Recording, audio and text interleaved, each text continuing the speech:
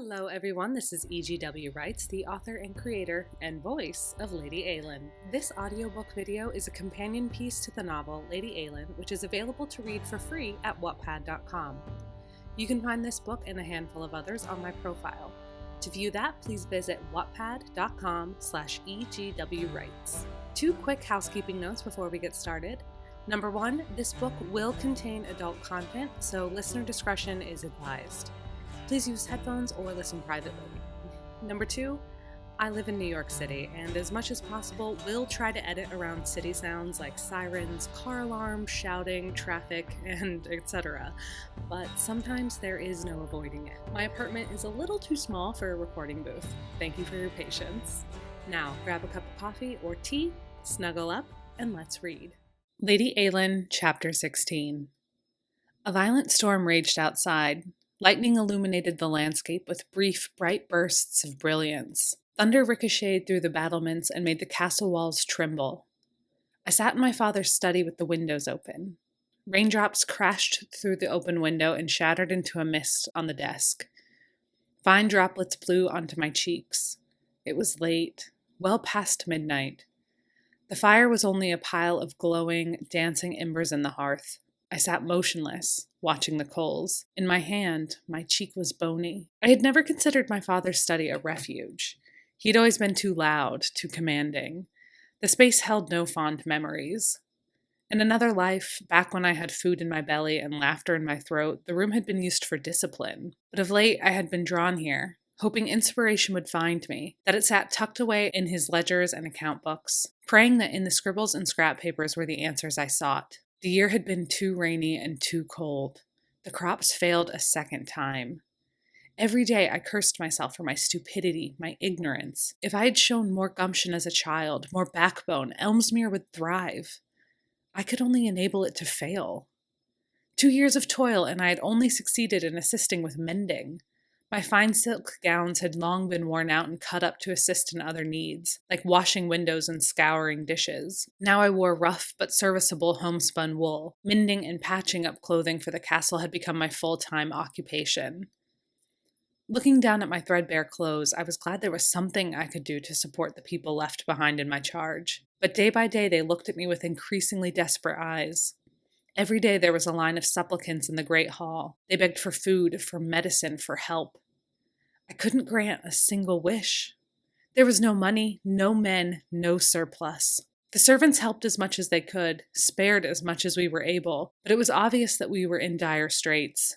We needed help. Soon. I sighed and ruminated on a plan that had become a feverish obsession to me over the past weeks. It would have to work. There was no other option. Stormway needed saved. Elmsmere needed saved. I needed saved. My only option was to turn over control of the island and marry someone who knew what they were doing. Another laird, certainly, would take pity on us. A sick feeling churned in my stomach at the thought of matrimony, at the amount of help we, the largest island, would need. My senses revolted at standing aside so a strange man, another family, could take possession of these lands. A castle and people that had been in the MacLeod line for centuries. I was desperate. And despite my hopes, I knew there wasn't another island large enough or rich enough to save us. But the mainland lords that had sided with my father's campaign... No, it was untenable. I wanted more than a savior. I wanted a partner, an equal, someone who could guide me but also instruct. Someone who would lead Elmsmere back to prosperity, who would see the island as their own. A man who would renounce his own claims and ambitions, who was courageous or stupid enough to let me, a MacLeod, maintain Stormway's seat. I snorted at my thoughts. They were the delusions of a starving idiot. Pride, the only possession left to me after my family's abandonment, was my only comfort. With their departure, they unyoked me. I savored my independence, the freedom of my hours, toilsome and harrowing though they were. I could endure shabby dresses and blistered palms so long as it meant I would never be controlled again. The metamorphosis from lady to destitute laborer had been hard, the lessons difficult. Yet it was all too easy to surrender my once luxurious life for one governed by my own will and determination. Besides, I was not absolutely sure of the legality of my situation. As the only remaining MacLeod, I was presumably Laird of Stormway. But could a lady be Laird? Could a Laird rule without fealty? With the men gone, who would bend the knee? And if I was laird, would the title remain after matrimony? Or would I be forced to my husband's home, abandoning Elmsmere and its citizens to a worse fate? Shaking my head, trying to harmonize my thought, I let out a huff of air. The vapor steamed in the cold room. The varnished wood of the desk, gleaming with the flicker of inelegant homemade candles that stank with greasy meat, caught my eye. On it, a half-read letter from Alex that had arrived 2 weeks ago. I had forgotten all about it. No doubt someone had called me away while reading it for some task or emergency. As I reached for the parchment, a terrible clap of thunder exploded. I jumped. My heart leapt into my throat, and I took a minute to calm my breathing. Standing, I walked to an open window and braced myself against the ledge. The cold stone bit through my chapped fingers. Freezing rain splashed my face, and the wind whipped my hair against my cheeks. My stomach growled. There had only been a thin stew of dry carrots and shriveled barley for dinner, the broth nothing more than diluted seawater. At least brine was a flavor. I found serenity in the storm's violence. For all the pandemonium of my daily life, this moment of repose, this deluge and show of might from the sky felt like a reprieve. The weather was not unlike another night almost 2 years ago, after our last successful harvest and a few months after Walter had returned home in a box. I had been sitting in my room that night, watching a similar storm and chewing on a hard, stale piece of bread, pitying myself, drowning in feelings of helplessness and defeat. When the clock struck midnight, a servant burst into my room and pleaded with me to follow her.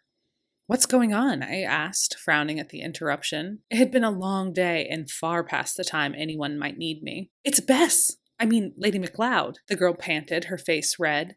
Despite her agitation, she wore a happy, loopy smile. I had done everything in my power to make Bess a legitimate member of the MacLeod family, giving her all the accommodations and respect any wife of my brother might expect. Even though money had been tight when we had it, I offered her a small allowance. She accepted it, but only after weeks of persuasion. I could not ask her to quit her work in the kitchens. She had held my hands in hers, commenting on the blisters and calluses on my palm. "All of us are working, Eilean. I don't expect to stop," she said. Days were so busy and draining that I hadn't seen Bess in weeks. "Bess? What about her? Is she ill?" An unexpected flutter of familial concern passed through me. There was no basis for it. We were not close. But she was my responsibility as my brother's widow. Walter would have been ashamed of my neglect. "Ill?" The servant laughed. "No, she's having her baby. Come now. She wants you there." The girl gathered up her skirts and ran down the hall, leaving me in a stupor. Baby? Since when had Bess been pregnant? I counted the months in my head, realizing she would have been with child at the wedding. A flicker of something warm sparked in my chest. Baby? A baby? I dashed out of the room and followed the servant girl to Walter's chambers. When I walked in the door, the stink of sweat and blood hit me. A handful of women gathered around Bess, who was pale and drenched on the bed, stripped totally naked, blonde hair plastered to her forehead and chest. She screamed, and I wondered how I had spent the entire night without hearing her. "Just in time, mistress, the head is nearly born," a rosy-cheeked woman with soft arms and a toothy smile called out over her shoulder, the midwife. I stepped back, cautious of being in the way. Bess gritted her teeth and growled as she bore down. A maid mopped her brow and encouraged her to breathe. "That's it, Bessie. There you go. One more push and we'll have the shoulders. It's easy going after that," the midwife coached. I felt faint with the heat, the smells, the sounds, but a profound curiosity pulled me forward. I walked closer to the bed. A tiny, bloody head with a shock of dark, curly hair, Walter's hair, my hair, nestled between Bess's legs. The impossible sight of its tiny face, wrinkled and squinting, made me cry spontaneously. "Can you see it, Eilean?" Bess asked, sitting up on her elbows and trying to gaze over her stomach. Her voice was hoarse. "I can," I said, my voice catching. "Beautiful, beautiful black hair. And such a tiny nose." Bess's bottom lip quivered and her eyes filled with profound sadness. Still, a hitherto unseen strength steeled her shoulders, and she nodded resolutely to the midwife. With a huge intake of breath, she closed her eyes and pushed again. With a slick spurt, the baby exited Bess's body and was drawn into the comfortable arms of the midwife. Within seconds, as if unwilling to let a moment pass where it went unnoticed, the baby started crying. "A healthy girl," the midwife said, wrapping up the baby swiftly in clean linen before handing her to her mother. "Girl?" Bess said in a daze, falling back against the pillows. She reached for the baby, and as soon as she held her, burst into tears. Amazed by the magic of viewing life come into the world, I cried harder. I raced to Bess's side and kneeled by the bed. Oh, Bess, how wonderful, I said. It barely seemed relevant that I had been aware of her condition until moments ago. Bess wept and kissed her daughter's wrinkled forehead, blessing the newborn with her tears. Your dad so wanted a little girl. He was tired of men and boys and their silliness. She spoke to the baby in a low, calm voice, grunting a little as the midwife worked on the afterbirth. He wanted a pretty girl he could spoil and dote on, a daughter he would teach to ride and hunt and be brave. A girl that wasn't afraid or left behind. Bess gripped my hand as if the message was intended for me as well, the lost hopes of a brother I had known for too short a time. I was sobbing, the poorly patched wound of my departed family breaking open like a dam and flooding my soul. The loneliness, the betrayal, they mingled with something else. A sense of hope. A bright light in the darkness. I had a family still beside me. Bess and this precious child. An entire world opened up before me, written in the inky black eyes of my niece. I was an aunt. Then and there, I vowed to do everything in my power to prevent any harm from coming to this tiny, perfect baby, and to do more to make Bess feel as if she were my kin. What will you call her? I asked, impatient. Bess smoothed the baby's blankets, cooing at her daughter. Wallace, I think, after her dad. It was an unusual name, but strong. A name that demanded one look twice at its bearer. Hello, Wallace, I said, laughing through my tears. Welcome home. Now there are 2 Ladies MacLeod who have been born to Stormway. What a miracle. It was that night and that child with her bright, hunger-paying eyes that haunted me now. Bess and I had scraped every extra morsel of our food onto her plate for the last year and a half. But now, with another failed harvest? I stomped to the desk, snatching up Alex's letter and shoving it into my pocket. Winding through the castle, I came to Bess's rooms and knocked quietly. She opened the door a moment later with a finger to her lips. Shh, she whispered. I just got her back to sleep. Is she all right? I asked, immediately on alert. Bess smiled at my concern. Of course, it was just the storm that woke her. I nodded and walked in through the door that Bess had held open for me. I took the liberty of sitting down by the fire. Bess joined me on the soft leather couch. You seem troubled, Eilean. I rested my chin on my fist and studied my sister-in-law. She looked tired and worn, but no worse for the wear. She was still radiant, still a living flame with her golden hair and her bright, apple-cheeked face. Feast or famine, I always saw her as she was at her wedding, awash in candlelight and lit from within with burning love. I am worried, I said, not sure of how much of my burden I wanted to share. Bess laid her hand on my knee, the smell of fresh-baked bread wafted off of her. About the food? And everything else. I closed my eyes, shaking my head. We need a miracle. I keep thinking that if there's some laird out there or some lord I could marry and... Do you want to do that? Marry? Bess's question was pragmatic and calm. She would not judge me. She had a frank personality that was always reassuring when I was at my most desperate. No, I said, slouching. But if it helps keep Wallace's stomach full, I'd do it. I know you would. We all know you would do whatever it takes to ensure our survival. It was far too generous a compliment, though the praise warmed my heart. Who would you marry? She asked. I shrugged, at a loss. Every islander between the ages of 15 and 50 went to war. Elmsmere is the largest island, and it was the richest. None of the other lairds could ever come close to having what we need. Would they need to be exceedingly rich? Looking down at my hands, I was ashamed of the words about to come out of my mouth, horrified at the monumental debt that stalked the estate like a ghost. Yes, so much so that I'm considering an alliance with a mainland lord. I reached into my pocket and felt the crisp edge of Alex's letter. My fingers smoothed over the parchment, wishing it was his warm hand I was caressing. I did not dare allow myself to consider Alex as an acceptable suitor. 2 years in, he remained neutral. Bess noted the movement of my hand, her brow creasing.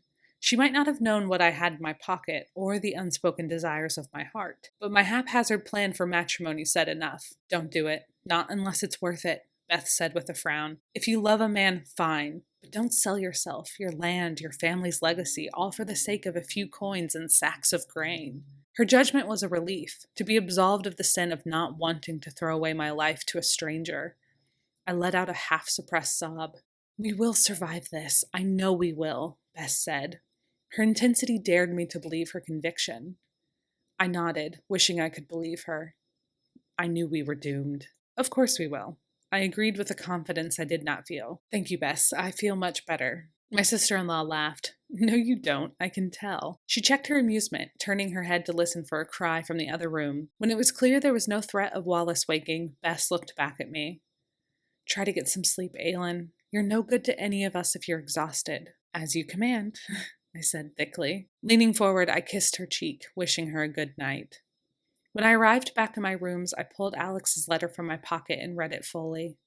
It was cheerful in its tone, full of the small lies that we had been telling each other to mask the confusion and hurt of being friends on opposite sides of the war. The letters, though steady, were an artifice. Neither of us shared the reality of our circumstances, the need to protect one another from any pain overriding the trust we shared as friends. Or, that was how I justified the lies I penned.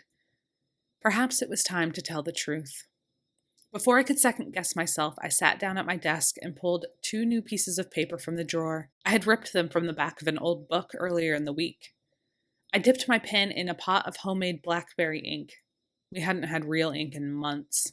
Alex, this will be a brief letter, and I fear you will refuse what I ask. You are well within your rights to do so, not only because of the strange circumstances of this conflict, but because my request is outrageously selfish. Alex, my dearest, oldest friend, will you come home, please? I am in dire need of your help. Forever yours, Eilean.